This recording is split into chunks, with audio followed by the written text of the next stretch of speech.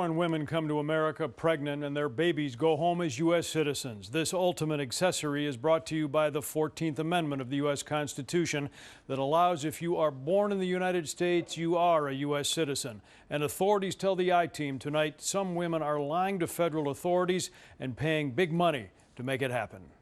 Most of the patients I've taken care of are from Middle Eastern countries. Dr. Mia Norlin is an OB/GYN in Chicago. She says some of her patients have traveled here from other countries and paid out of pocket to deliver their babies in the United States. We looked into it to make sure that it was legal.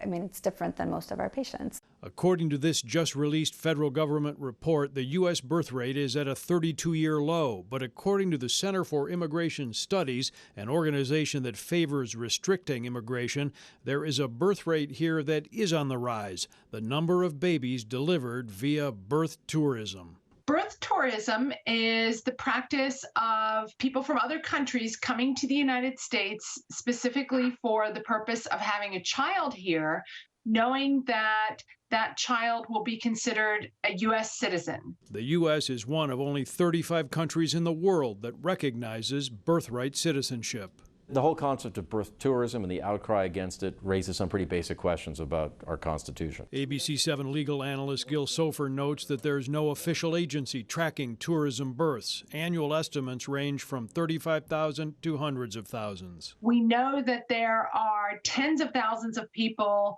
who list a foreign address on their child's birth certificate. Foreign websites advertise packages costing up to $150,000 that include medical costs, high-end accommodations, and help with paperwork to obtain U.S. passports for the newborns. Companies touting American citizenship will provide easier access to U.S. universities, and that American-born children can sponsor their parents' immigration to the United States once they turn 21. I actually think it's about time that somebody tested these theories and that we found a real case that could go to the Supreme Court and be decided once and for all who is entitled to U.S. citizenship. Just before the midterm elections, President Donald Trump said he wanted to issue an executive order ending birthright citizenship for children born in the U.S. to unauthorized immigrant parents, but made no mention of birth tourism babies. I think that the lack of attention to this, at least on a political level, is intentional. Sonia Kanzader is an attorney with the O'Neill Institute at Georgetown University. She is a U.S. citizen based on being born here to undocumented immigrant parents. There's this burgeoning industry of people coming in to get citizenship for their children kind of more as accessories. They're not staying in the country. They're using it just more as kind of just a status symbol. Federal raids in Southern California and a several-year investigation led to these birth tourism business owners being charged in January with fraud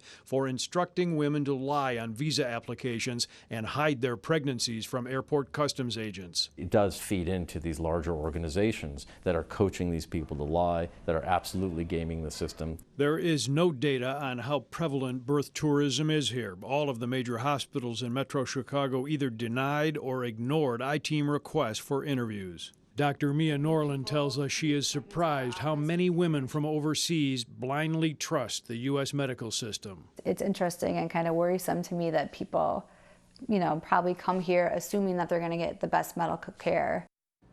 The Department of Homeland Security and U.S. Immigration and Customs Enforcement ignored our repeated requests for interviews regarding birth tourism. Obviously a sensitive subject. Obviously. Yeah. Hey, if you like that video, be sure to subscribe to our ABC 7 Chicago YouTube channel.